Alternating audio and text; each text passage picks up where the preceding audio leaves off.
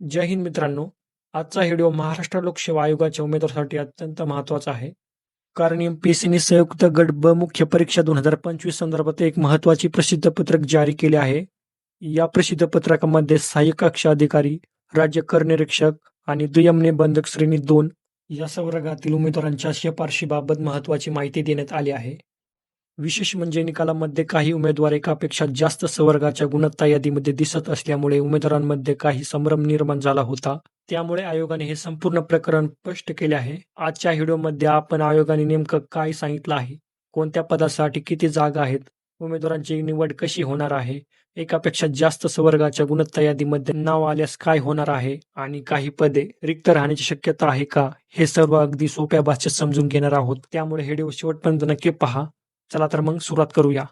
सर्वप्रथम या प्रसिद्ध पत्रकाची तारीख पाहूया. महाराष्ट्र लोकसेवा आयोगाने प्रसिद्ध पत्रक 20 ऑगस्ट 2026 रोजी जारी केले आहे. या प्रसिद्ध पत्रकाचा विषय म्हणजे महाराष्ट्र गट ब राजपत्रित सेवा संयुक्त मुख्य परीक्षा 2025 सहाय्यक कक्षा अधिकारी, राज्य कर निरीक्षक व दुय्यम निबंधक श्रेणी 2 संवर्गातील उमेदवारांच्या शिफारशीबाबत. आता यानंतर आयोगाने एक अत्यंत महत्त्वाचा मुद्दा स्पष्ट केला आहे. तो म्हणजे उमेदवारांनी अर्ज करताना या तीनही संवर्गामध्ये पदांकरिता पसंतीक्रम दिलेला आहे. म्हणजे एखाद्या उमेदवाराने अर्ज करताना या 3 पदांपैकी आपल्याला कोणते पद जास्त पसंत आहे त्यानुसार आपला पसंतीक्रम दिलेला असतो. आता निकाल तयार करताना केवळ एक गोष्टीचा विचार केला जात नाही. आयोगाने संवर्गनिहाय उपलब्ध पदे, उमेदवारांची गुणवत्ता, सामाजिक आणि समांतर आरक्षण तसेच उमेदवाराने दिलेल्या पसंतीक्रम या सर्व गोष्टींचा विचार करून निकाल तयार केला जातो. हा मुद्दा खूप महत्त्वाचा आहे.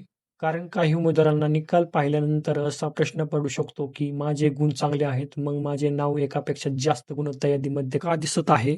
किंवा एखाद्या उमेदवारांचे नाव एकापेक्षा जास्त संवर्गाच्या गुणवत्ता यादीमध्ये आले असेल तर त्याला तीनही ठिकाणी नोकरी मिळणार का? तर याचे उत्तर स्पष्ट आहे की नाही. आयोगाने याच मुद्द्यावर या प्रसिद्ध पत्रकात स्पष्टीकरण दिलेले आहे. चला आता हे अगदी सोप्या उदाहरणावरून समजून घेऊया. समजा एखाद्या उमेदवारांचे अर्ज करताना तीनही संवर्गासाठी आपला पसंतीक्रम दिला. त्या उमेदवारांचे गुण चांगले आहेत आणि त्याचे नाव एकापेक्षा जास्त संवर्गाच्या गुणवत्ता यादीमध्ये येणे इतके त्याची गुणवत्ता आहे. अशा कंडिशनमध्ये त्या उमेदवाराला त्याने दिलेल्या पसंतीक्रमानुसार आणि आयोगाच्या कार्यपद्धतीनुसार संबंधित संवर्गातील पदावर नियुक्ती मिळणार आहे.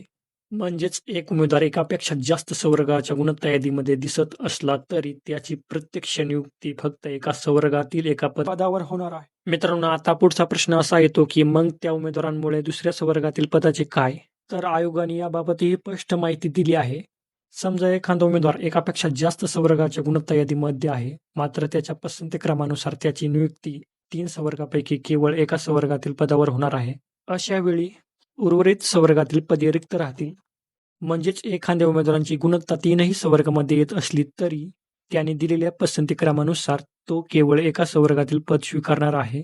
त्यामुळे इतर संवर्गातील त्या पदावर त्याची नियुक्ती होणार नाही. आता इथे आणखी एक महत्त्वाची बाब आहे, तर ती म्हणजे शासनाने संबंधित उमेदवाराला नियुक्ती आदेश दिल्यानंतर विहित कालावधीमध्ये जर संबंधित उमेदवार त्या पदावर रुजू झाला नाही, तर ते पद रिक्त राहणार असून त्या पदांकरिता प्रत्यक्ष यादीमधून आयोगाकडून शासनास शिफारस करण्यात येणार आहे. म्हणजेच याचा अर्थ असा होतो की नियुक्ती आदेश भेटल्यानंतर उमेदवाराने दिलेल्या टायमिंगमध्ये पदावर रुजू होणे महत्त्वाचे आहे. पदावर रुजू होण्याची प्रक्रिया पूर्ण केली नाही तर संबंधित पद रिक्त राहू शकते आणि त्या पदांसाठी प्रत्यक्ष यादीतील उमेदवारांची शिफारस करण्याची प्रक्रिया आयोगाकडून केली जाणार आहे. त्यामुळे ज्या उमेदवारांची निवड झाली आहे त्यांनी केवळ निकालामध्ये नाव आले आहे एवढ्यावर थांबू नका. पुढील नियुक्ती प्रक्रिया, नियुक्ती आदेश आणि रुजू होण्याची प्रक्रिया याकडे देखील लक्ष देणे अत्यंत महत्त्वाचे आहे. आता आणखी एक महत्त्वाचा मुद्दा म्हणजे सोशल मीडियावर किंवा वेगवेगळ्या माध्यमावर निकालाबाबत काही चर्चा सुरू झालेली असू शकते.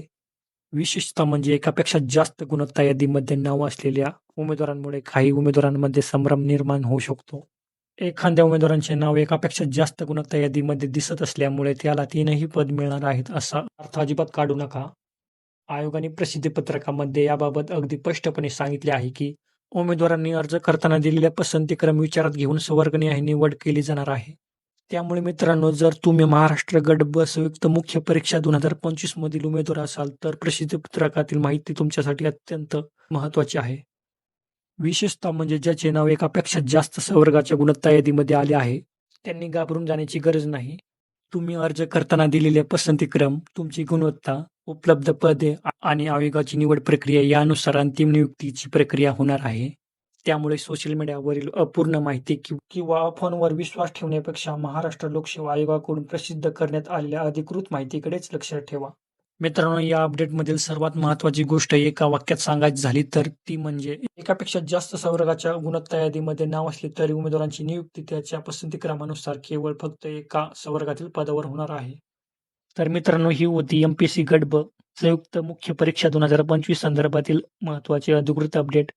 व्हिडिओ आवडला असेल तर लाईक करा आणि तुमच्या मित्रांसोबत शेअर करा आणि अशा सर्व स्पर्धा परीक्षेचे अपडेट पाहण्यासाठी आपल्या चॅनलला सबस्क्राईब करायला विसरू नका.